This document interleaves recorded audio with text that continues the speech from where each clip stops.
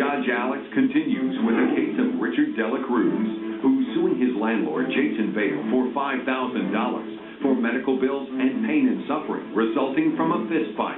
Jason is countersuing for $3,625 for back rent because he says Richard still refuses to move out of his house.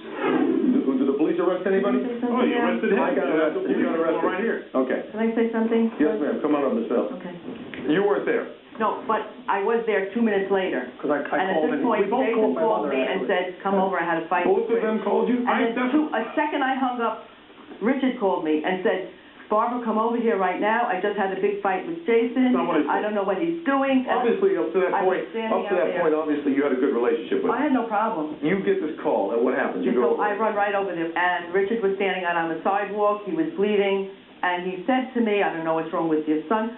Then he kept saying, if this had happened 5 years ago, your son would have been dead. I would have killed him, and... Why? Why 5 years ago? Well, 5 years ago I was a different person. I wouldn't put up with that. 5 years ago you were in anger management? No. I was never in anger management. Stop talking. I'm asking him. The difference is I'm living my life by Bible principles. I take Bible studies. I'm not going to retaliate. No need for... See, he got arrested. If I would have retaliated, I would have got arrested. Did the two of you ever have any discussions about biblical principles? Yeah, we did. Yes. Which part of the Bible includes this? Well, I'm not the one that... I must have skipped over that chapter. Wait, I didn't do anything wrong. All right, so you get arrested because of this stupid incident, and you go to jail. How long are you in? Till the next day. And then you come out, and the two of you continue living together?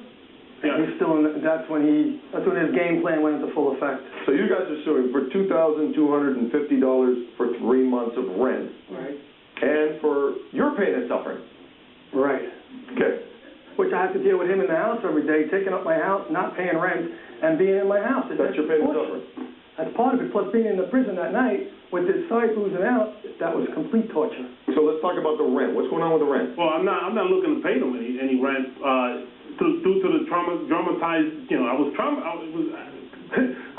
was the most dramatic experience of my life. I almost lost my life right there. Why would I give money to someone that... And oranges. Okay. Repeat that? Apples and oranges. You have a claim for what you went through. Mm-hmm. Now we have rent. You're staying there. Mm-hmm. Do you think that this becomes like an annuity for rent and you can sit there and live forever rent-free? Not at all. Not at all. So why aren't you paying rent? Well, I have other expenses. And so does everybody. Okay, well... Yeah. I don't feel like paying rent to a person that attacked me. Then move out. That's plain and simple. No, that's plain and simple. Well, Your Honor, moving is a disruptive thing and it's expensive. Life is disruptive, okay? It's not going to happen just like that. Life is full of disruptions. And until you get out, you owe rent. That's it. I don't care if philosophically you feel you don't owe rent. I don't care if morally you feel you don't owe rent. Legally, you owe rent. Let's get to what's going to happen, because you had a claim, which frankly, I'm on your side about. But now you've tempered it with, for their claim, they've got a right to rent. Okay? So here we are. So now your hospital bills, you've got $1,300 and change, you've got a dental bill, you've got a Yankees jacket, and you've got the issue of pain and suffering. Okay, now I got to figure out how much I'm going to give you for pain and suffering. Frankly, I'm torn on this, because on the one side, you started this whole thing, okay? You went over there and you said, I'm going through your side of the house. You know what? You don't have a right to go here. But he could have stopped talking. It's my turn now, okay? Then on your side, you went way over the top. I mean, you went ballistic on this. This is ridiculous. You could have let him walk through. You could have said, fine, you know what? This is your notice. You're out next month. You lock your doors. He can't get back into your house again. He tramples through the snow in the future, over the river, through the woods, whatever, okay? What you're going to have payment for here is $600 a month in rent. That's $1,800 that you owe them for rent. That's going to get deducted from anything you recover. What you're going to recover is those items that I indicated you would recover, and also I'm going to give you $500 for the pain and suffering. And the only reason I'm giving you anything for pain and suffering is because his reaction was completely over the top.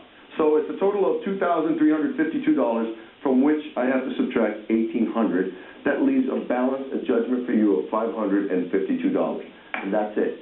But get out, because if you're there another month, you're going to owe them rent again, and they're going to be entitled to recover every penny of it. If you stay, you pay. So it's $552 for the plaintiff when I net it out. All right. Judge Alex has ruled in favor of both the plaintiff's claim and the defendant's counterclaim. The $2,352 the plaintiff is awarded is offset by the $1,800 the defendant is awarded. So the defendant is ordered to pay the plaintiff $552. I feel that the judge's decision wasn't that just, based on the fact that, I went through a horrifying experience. I almost lost my life that day, and that's really all I have to say. I respect his decision, though. He's working the system. He knows what he's doing. Judge, if we did it to someone in Texas, it might be worse. That's right. You wouldn't go in someone's home and text me.